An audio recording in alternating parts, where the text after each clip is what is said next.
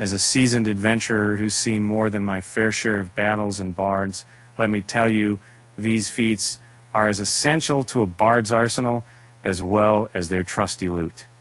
They have been, and some of you who will be in Baldur's Gate 3, bards are frequently perceived as charming jesters. They're an adaptable, multifaceted class that can effectively fill various roles within a party, both in combat and otherwise.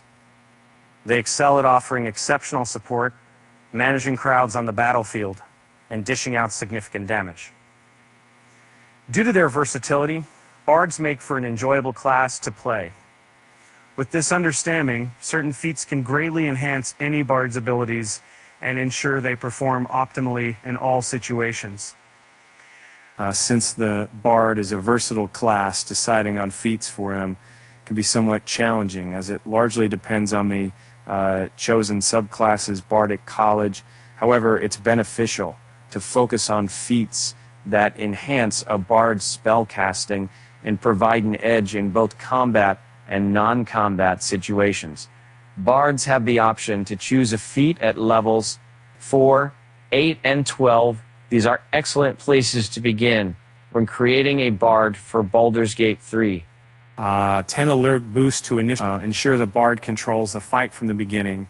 The feat alert is particularly effective across all classes, but it shines especially brightly for support characters.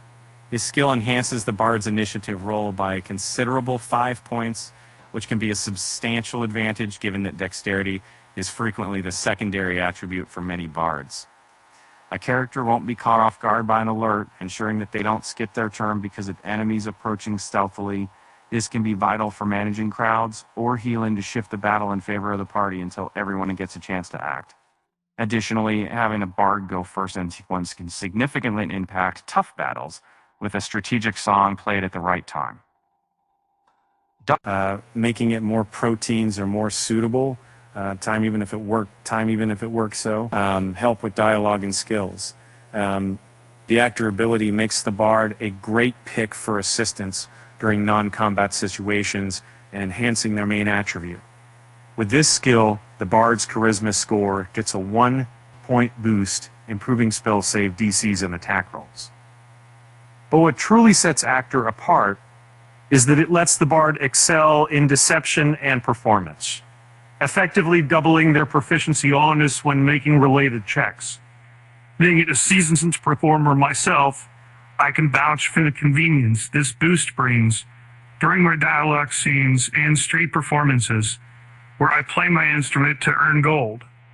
It perfectly complements the bard's level 3 expertise feature, which allows me to excel in 2 skills of my choosing. Having expertise, deception, and performance not only enhances my own abilities, but also opens up additional options like persuasion, perception, or agita for further mastery. This versatility has been a game changer in my journey as an actor, allowing me to bring more depth and authenticity to my characters. Whatever is a small asslet, whatever is their bowls now, they small work because they were people who are fighting with me. And then there's the most important thing about how the people fight to re-roll, that they were useful, that we actually see 5 combat and dialogue, the fire in combat and dialogue, and similar to alert, Lucky serves as an exceptional versatile ability for any class irrespective of their role within the party. With Lucky, the bard acquires 3 luck points, which can be employed to influence dice rolls and recharge during a long rest. However, Lucky proves valuable due to its dual functionality, both of which can shift the tide in the bard's favor, ensuring control over the situation.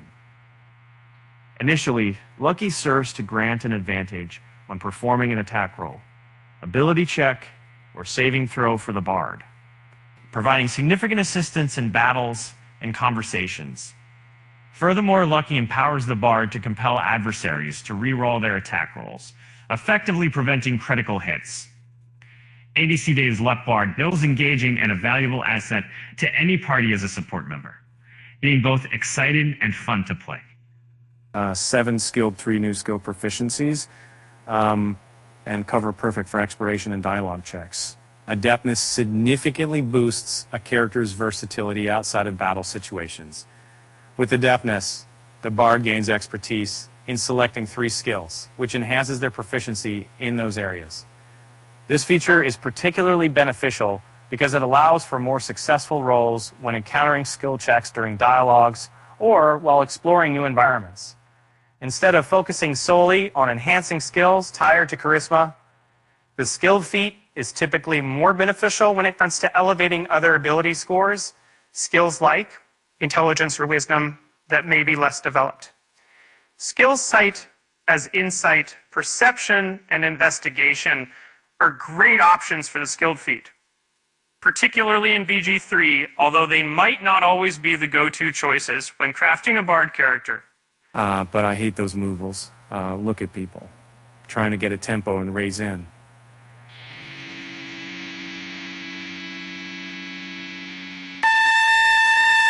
Not slowed by difficult terrain and prevent opportunity attacks. And as a cinephile who appreciates the versatility of characters in games, I can attest that Bards are not only skilled in providing support or dealing damage, but they tend to have lower hit points compared to other party members.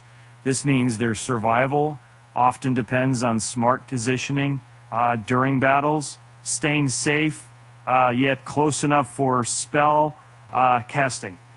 The mobile ability is a lifesaver for any Bard, as it boosts the movement speed by approximately 3 meters or 10 feet, ensuring it can dodge and with ease in combat.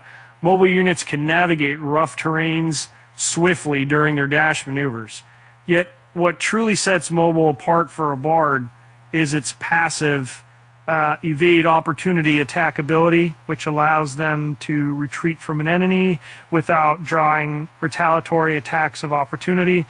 To utilize this feature, the Bard needs to have initiated a melee attack on the adversary initially, and remarkably, it still activates even if the attack fails to hit its mark.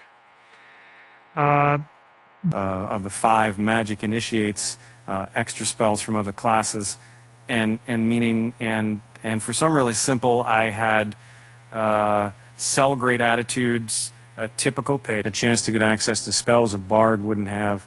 In the game BG3, Magic Initiate is a collection of 6 abilities that correspond to each spellcasting class.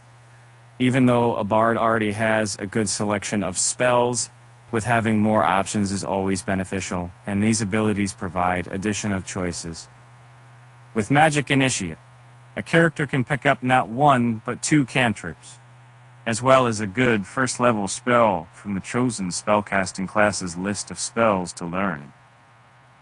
The selected spell can be used only after a long break, and is particularly beneficial for Bards since it allows them to utilize spells that aren't typically part of their repertoire, such as Ice Knife. When employing the spells from Magic Initiate, it's advantageous for Bard to opt for either Warlock or Sorcerer, as these classes rely on Charisma for both attack rolls and spell difficulty checks, making it more harmonious with the Bard's native spell-casting ability. 4 spell sniper, extra cantrip, and crits. And that was just a point.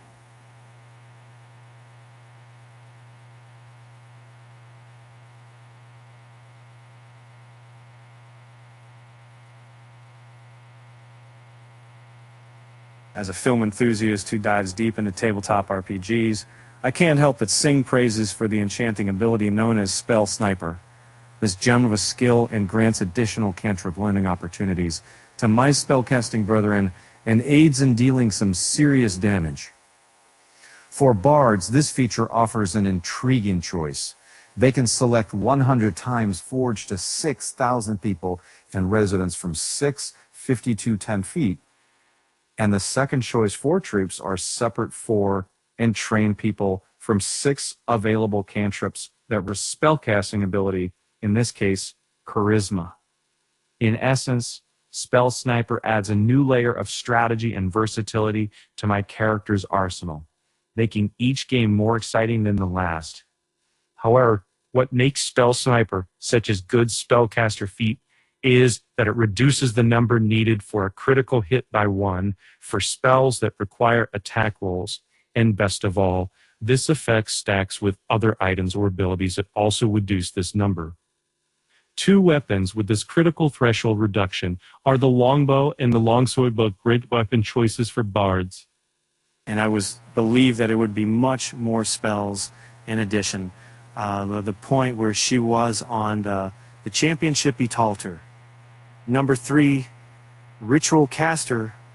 More spells is better. Expand the Bard's spell list without using spell slot. As a moviegoer captivated by magical performances, I've got to say that Ritual Caster is another impressive addition to a Bard's spell arsenal. Much like its name implies, this feat grants the Bard the ability to master 2 new spells with the Ritual tag. What makes this particularly enticing is that these spells can now be cast without draining the precious resource of a vital spell slot. This feature is perfect for enhancing our party's capabilities, especially when it comes to casting supportive or utility spells off states during combat, ensuring we maintain our edge in every battle. As a movie buff who's always eager to learn more about the magical world, I must say that Quill18 does an outstanding job in their video, breaking down how effective and mighty ritual spells can be. There are 6 spells to pick from with Ritual Caster, Enhanced Leap, Familiar, Shield, Hurl, Magic Missile, and Invisibility. Since Bards already have access to 4 of those spells, it seems wiser to choose the ones that offer unique advantage like Find Familiar and Enhanced Leap for a more advantageous play. About this final time, and I always want to see if I don't have the defensive duelist but bag into the area and like fill bag and first even warm and someone you're doing an ocean and look at them and they would have extra AC when attack when wielding finesse weapon. And in certain situations, bards may find themselves engaged in combat without the aid of spells, and that's where the defensive duelist feat comes into play. This skill empowers bards to respond when attacked, provided they are armed with a finesse weapon. There's no shortage of top-notch finesse weapons within Baldur's Gate 3, several of which are tailor-made for a bard's combat style. When activated, this feature increases the bard's armor class by their proficiency bonus, and they can activate it each turn. Since bards are restricted by wearing light armor, even a minor enhancement like this could prove significant, particularly at advanced levels when enemies deal more damage, but so does the character's proficiency bonus. However, the defensive duelist feat has one stipulation. A character must have a dexterity score of 13 or greater to choose it. 1 Warcaster, help with concentration spells. Extra assistance for any spellcaster, and ultimately one of the most beneficial abilities for a bard is Warcaster. Similar to other spellcasting classes, bards possess numerous spells that necessitate maintaining concentration, and Warcaster makes it slightly less challenging to sustain these spells during combat. With Warcaster, the advantage is granted on all Constitution saving throws used to maintain focus on a spell. In the thrilling world of Baldur's Gate 3, a bard's repertoire brims with spells designed to manage crowns. And this can be a game changer later on. Spells like Anno's Irresistible Dance or similar ones can alter the tide of a battle significantly. Moreover, as a Warcaster bard, I can leverage the Shocking Grasp cantrip as a swift reaction when a foe steps back from melee range. Notably, Warcaster also disallows targets from responding in kind, making it an essential skill for any bard who focuses on control. With that said, thanks for watching, and until next time, I thank you for your favorite show to watch. If you want to see you and Monday night, please do get peekers, subscribe to Lots if you want to know about that, and make sure you get favorite show to